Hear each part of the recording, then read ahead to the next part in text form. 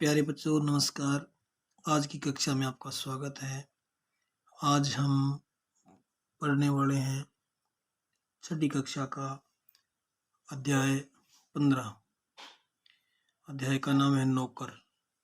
तो कार्य पुस्तिका में नौकर से संबंधित जो प्रश्न दिए गए हैं उनको अमल करेंगे। इससे पहले जिन बच्चों ने अभी तक अपने चैनल को सब्सक्राइब नहीं किया वे चैनल को सब्सक्राइब अवश्य कर लें और आगे अपने सहपाठियों को फॉरवर्ड भी करें।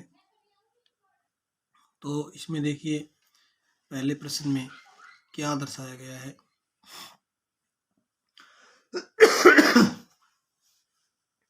क्या चित्र देखो ध्यान से कि पहले चित्र में एक महिला है, वो कपड़े धोती हुई दिखाई गई है, कपड़े साफ कर रही है। दूसरे चित्र में एक जो महिला है वो बर्तन साफ कर रही है और तीसरे चित्र में देखिए साफ सफाई का कार्य हो रहा है। चौथे चित्र में देखिए यहाँ जो है महिलाएं, ये नल चल रहा है, यहाँ से पानी ले ले करके जा रही हैं। अब हमें देखिए आगे करना क्या है। क में पूछा गया है कि इन चित्रों में क्या क्या हो रहा है। तो नंबर 1 चित्र में लिखा महिला कपड़े धो रही है। 2 नंबर में महिला बर्तन साफ कर रही है। 3 नंबर चित्र में साफ सफाई कर रहे हैं और 4 नंबर में नल से पानी भर रहे हैं। तो चारों चित्रों के वर्णन मैंने एक एक वाक्य में किए। इसके बाद देखिए आप भी इस प्रकार से कर सकते हैं। और इसके बाद ख में पूछा गया है तुम्हें अपने घर के किन किन कार्यों को करने में आनंद आता है और किन किन में नहीं, सूची बनाओ। तो ये जो प्रश्न है वो आपको अपने हिसाब से करना चाहिए। समझाने के मैंने लिखा है, जैसे किसी बच्चे को साफ सफाई करने में आनंद आ रहा है, कपड़े धोने में आनंद आ रहा है, रसोई के काम करने में आनंद आता है, लेकिन आनंद नहीं आता, मज़ा किस में नहीं आता, पानी लाने में नहीं आता, बर्तन साफ करने में नहीं आता। यानी यहाँ पर आप अपनी आदत, आपको जो काम करना पसंद है, करने के बाद मज़ा महसूस होता है भी हाँ अच्छा हुआ, आनंद मिलता है, वो कार्य यहाँ लिख दीजिए। नहीं मिलता आनंद, ज़बरदस्ती करना पड़ता है, वो कार्य आप यहाँ लिख दीजिए। ये आपको समझाने के लिए मैंने इनमें कार्य लिखे। आप अपने अनुभव के हिसाब से भी इसमें लिख सकते हैं। इसके बाद देखिए आगे प्रश्न नंबर गए में क्या है कि तुम अपने कौन कौन से काम खुद करते हो। तो यहाँ पर आप जो खुद काम करते हो वो यहाँ पर लिखना। मैंने लिखा है बूट पॉलिश, कपड़े पहनना, और भी काम जो आप स्वयं अपने काम करते हैं, कोई भी कार्य है वो आप इसमें लिख सकते हैं। इसके बाद देखिए प्रश्न नंबर 2 में पूछा गया है कि अपने दोस्तों के साथ चर्चा करके नीचे दी गई तालिका को भरो। देखो ये है काम धंधे करने वाले का नाम बताना कि कौन करता है इस कार्य को और क्या क्या औजार उपयोग में लाया जाता है। जिस प्रकार से कपड़े की सिलाई दर्जी करते हैं, औजार क्या चाहिए उसमें सिलाई के लिए, सिलाई मशीन, कैंची और मापक। मापक मतलब मापक जो है कपड़े को नापने के लिए, इंची टेप कहते हैं अपनी भाषा में, वो मापक होता है। लोहे का कार्य कौन करता है, लोहार करता है। उसको घन चाहिए, कोयला चाहिए, छेनी चाहिए, भट्टी भी चाहिए इत्यादि जो है औजार उसको चाहिए। मिट्टी के कार्य कुम्हार करता है, मिट्टी, चाक, ईंधन इसको पकाने के लिए। इसके बाद देखिए लकड़ी का कार्य बढ़ई करता है, बसोला, हथौड़ी, आरी आदि उसको चाहिए। और मिठाई बनाने का कार्य हलवाई करता है, कढ़ाई, पलटा, झाद आदि उसको चाहिए। तो इसके बाद देखिए प्रश्न नंबर 3 का क भाग, तुम या तुम्हारे परिवार के लोग जब कहीं घूमने जाते हैं तो खाने की व्यवस्था कैसे करते हो। तो जब हम बाहर घूमने जाते हैं तो खाने की व्यवस्था हम ज़्यादातर होटलों में करते हैं। तो मैंने इसमें लिखा है खाने की व्यवस्था होटल में करते हैं। इसके बाद देखिए ख में क्या पूछा है कि आप अपने आसपास रहने वाले किसी 1 साल के बच्चे को देखो और उसकी कौन कौन सी बातें तुम्हें अच्छी लगी और कौन कौन सी बातें बुरी लगी। तो 1 साल के बच्चे को जब हम देखते हैं तो अच्छी बातें क्या लगती हैं।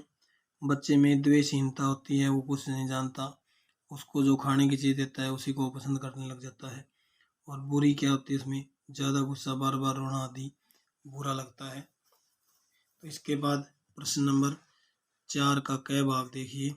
इसमें जो है तुम विद्यालय में दल यानी समूह बनाकर कौन कौन से काम करते हो। तो समूह बना करके आपके विद्यालय में आपसे क्या काम करवाया जाता है, क्या काम आप करते हो, वो सारे इसमें लिख सकते हैं।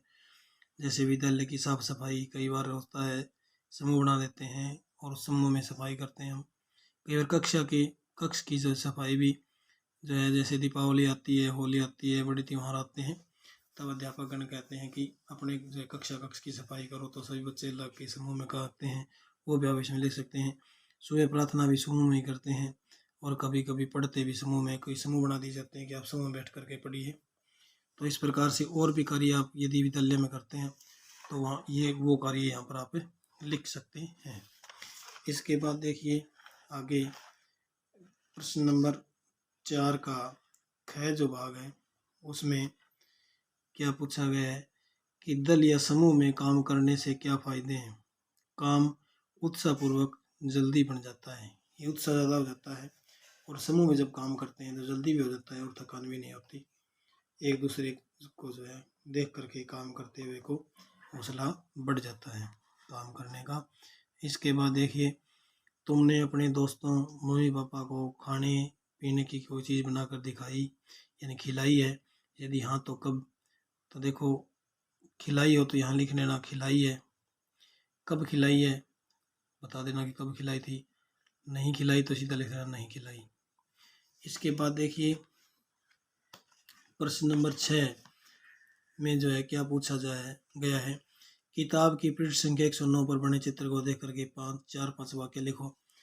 तो ये चित्र जो है वो गांधी जी का है, वो सफाई करते हुए दिखाए गए हैं। तो उनसे संबंधित चित्र को देख करके वाक्य लिखने हैं। तो मैंने वाक्य लिखे हैं कि गांधी जी सफाई के प्रेमी थे, यानी कि उनको सफाई से प्यार था, और जहाँ भी गंदगी दिखाई देती वे साफ कर देते थे। चित्र में भी सफाई करते हुए दिखाए गए हैं। ऐसा स्वभाव अच्छा होता है। स्वच्छता से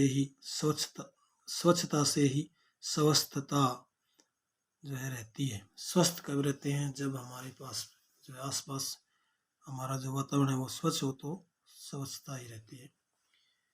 तो ये देखिए इसके बाद प्रश्न नंबर 7 में पूछा गया है कि तुम्हारे घर आसपास काम करने वाले नौकरों के साथ तुम घर के मालिक कैसा व्यवहार करते हैं या हो। तो इसमें जो है यदि आपके घर में कोई नौकर आता है तो आप उसके बारे में लिख सकते हैं। यदि नहीं आता तो आपके आस पड़ोस में या कहीं आपने ऐसे देखा हो कि नौकर आया और उसके साथ घर वालों ने, उसके मालिकों ने कैसा व्यवहार किया है, वो व्यवहार हमें यहाँ प्रकट करना है, लिखना है।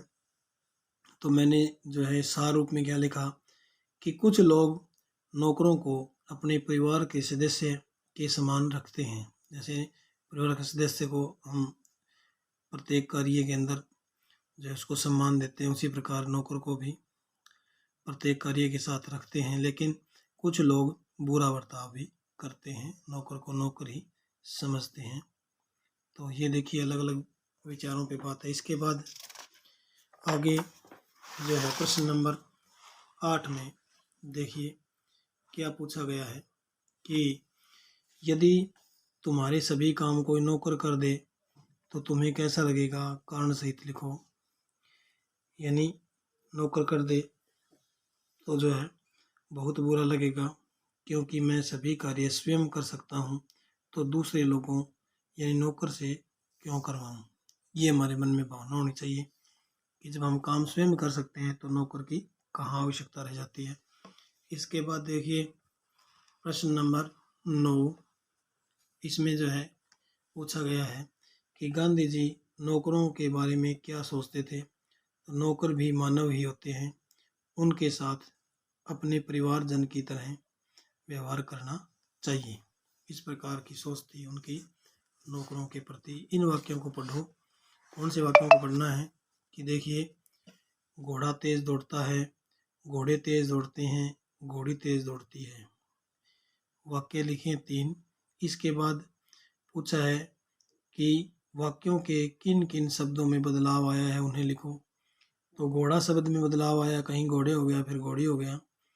दौड़ता है, दौड़ते हैं, दौड़ती है, इन दौड़ता है और घोड़ा, ये शब्द भी साथ में लिख सकते हैं। जैसे घोड़ा और दौड़ता मैंने लिख दिया, इसके साथ घोड़े दौड़ते हैं, घोड़ी दौड़ती हैं, इन शब्दों में सभी में बदलाव आया है प्रत्येक वाक्य के अंदर।